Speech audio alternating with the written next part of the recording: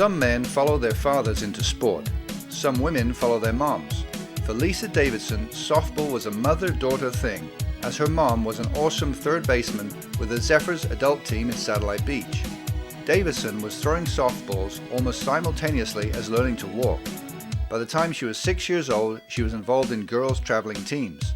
In high school, her home address placed her at Melbourne High School, which she attended for a year, but the family soon moved to Satellite Beach so Davidson could play with the Superior Satellite High School softball team. That wise move gave her the edge she needed for a scholarship. After snagging the team championship for Satellite and enjoying an incredible .809 batting average in her senior year, Davidson was recruited by the Lady Seminoles at Florida State University, an impressive accomplishment, particularly considering that she had only played slow pitch in high school, while the Lady Seminoles were a fast pitch team. Davidson was a fast learner. As a freshman, she stepped in and led the team with a .341 batting average, and the team claimed the first ACC title thanks in large part to Davidson, who dominated the conference. She led the ACC in triples, was ranked in the league's top 10 in 5 other categories, and earned her the ACC tournament's MVP in 1993.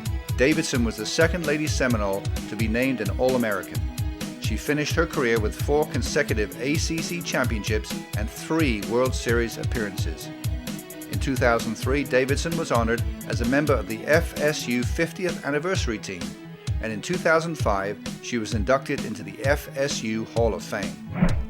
A 2014 inductee into the Space Coast Sports Hall of Fame, Lisa Davidson.